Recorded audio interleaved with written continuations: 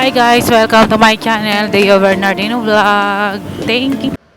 Hi guys, Deo Bernardino Vlog. Please subscribe. Po kayong lahat. Magandang gabi, magandang oras, magandang araw po sa inyong lahat.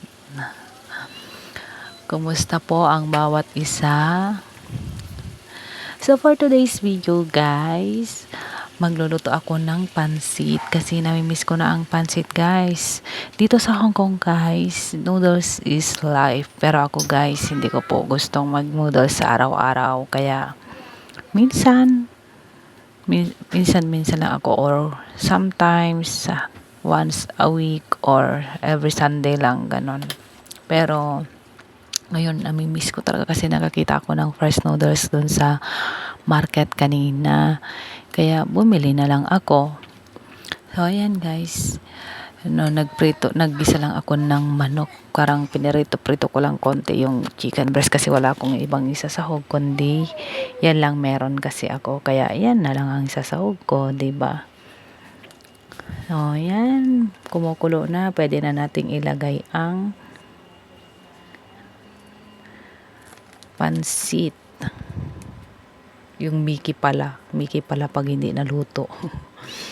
Namimiss ko kasi yung pansit batil patong sa Tuguegarao guys, yun sana yung may lechon karahay, yung may Shanghai, yung may basta ang daming sahog, ang sarap-sarap nun guys, nakakamiss.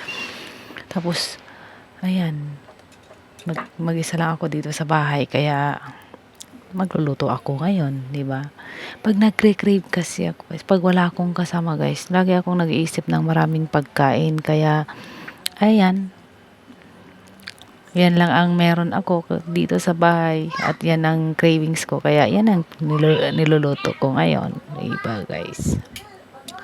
So ayan, malapit nang maluto ang ating pansit, guys. So nagluto na ako ng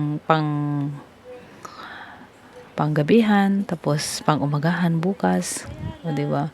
Kasi hindi ako bumili ng tinapay para breakfast bukas. Hindi na ako maghahatid bukas kasi yung alaga kong bunso, hindi na siya papasok bukas. Christmas party na niya bukas. Tapos si amo ang maghahatid bukas. So, kayo guys, magpapahinga na tayo ng kalalakad bukas. So, stay at home na tayo. Napaka-boring kasi stay at home na rin ng mga amo. Pag ganyan na walang pasok ang mga bata, stay at home din ang mga amo. Tamad pumasok. Ganun guys. News ko. Tapos ang bahay namin, parang bodega. Nilalabas na lahat ng mga gamit. Kakapagod magtignan yung bahay namin guys. Parang bodega. So, balik tayo dito sa niluluto ko guys. Ayan, nilagay ko na ang gulay guys. Repolyo lang siya yung beans ang nilagay ko kasi yan lang nga meron ako, diba? Saka nilagyan ko na rin siya ng ng frozen shrimps, prawns. Ano ba yan? So, yan guys. Paluto na ang ating pagkain. Kakain na rin tayo.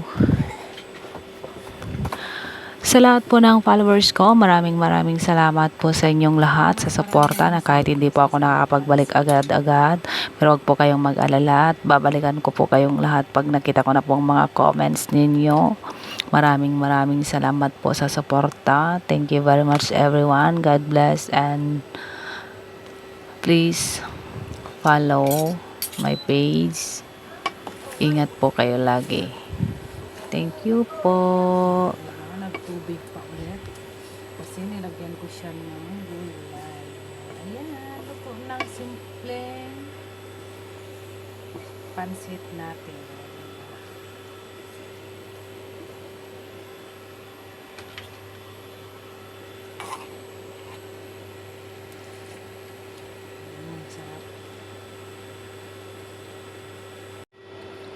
So, ito ang aking simpleng pansit, guys.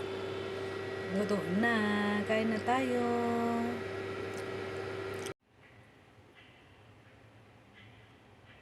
So, ito ang ating lunch, guys. Pansit.